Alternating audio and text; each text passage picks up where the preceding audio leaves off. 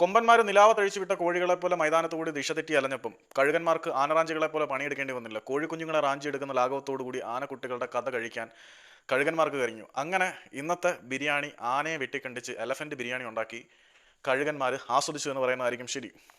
വർഷങ്ങളായിട്ട് നേരിക്കൊണ്ടിരിക്കുന്ന പക അവിടെ കനലായി കത്തിക്കൊണ്ടിരിക്കും. ബംഗളൂരു ഇന്ന് നന്നായിട്ട് തന്നെ ബ്ലാസ്റ്റേഴ്സിനെ ഹ്യൂമിലിയേറ്റ് ചെയ്ത് പരാജയപ്പെടുത്തി എന്ന് തന്നെ പറയാം. ബോൾ പൊസിഷൻ ഉൾപ്പെടെ കളിയുടെ സമസ്ത മേഖലകളിലും ഭീകരമായിട്ടുള്ള ആധിപത്യം ബ്ലാസ്റ്റേഴ്സിന് മേലെ പുലർത്താൻ ബംഗളൂരു എഫ് സി കൊണ്ട് കഴിഞ്ഞിട്ടുണ്ട്. പിന്നെ ബ്ലാസ്റ്റേഴ്സിന്റെ നിതാന്ത ശത്രുവായിട്ട് പ്രഖ്യാപിക്കപ്പെട്ട് കഴിഞ്ഞ പഴയ കേരള ബ്ലാസ്റ്റേഴ്സ് താരമായിട്ടുള്ള ജോജ പെരേര ഡയസിൽ കൂടിയായിരുന്നു ബ്ലാസ്റ്റേഴ്സിന്റെ ഇടവഞ്ചിലേക്കുള്ള അടി കിട്ടിയത് എന്ന് ഓർക്കുമ്പോൾ ബ്ലാസ്റ്റേഴ്സ് ആരാധകർക്ക് വേദനിക്കാൻ ഒരു കാരണം കൂടിയായി. അതിന്റെ കൂടെ ജോജ പെരേര ഡയസിന്റെ അഗ്രസീവ് സെലിബ്രേഷനും കൂടി ആയപ്പോൾ കേരള ബ്ലാസ്റ്റേഴ്സ് ആരാധകരുടെ തലയ്ക്ക് ഇരുട്ടടിയേറ്റ അവസ്ഥയായിപ്പോയി. സുനിൽ ഛേത്രിയിലൂടെ ആയിരുന്നു ആ അസിസ്റ്റ് ജോജ പെരേര ഡയസിന്റെ ഫിനിഷ്.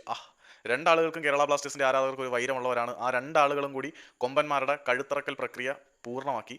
പറഞ്ഞു വന്നാൽ എന്താണെന്ന് വെച്ചാൽ ഡ്യൂറന്റ് കപ്പിൽ നിന്നും കേരള ബ്ലാസ്റ്റേഴ്സ് പുറത്തായിട്ടുണ്ട്. ഈ ഒരു കളിയും കൊണ്ട് ഇനി മുന്നോട്ട് പോയി കഴിഞ്ഞാൽ പൊന്നുമക്കളെ അട്ടപ്പടലം അച്ചാറായി കിട്ടും. ഏതായാലും കൊമ്പന്മാരെ വെട്ടിക്കൂട്ടി കഴുകന്മാർ ബിരിയാണി ഉണ്ടാക്കി വിളമ്പിക്കഴിഞ്ഞു.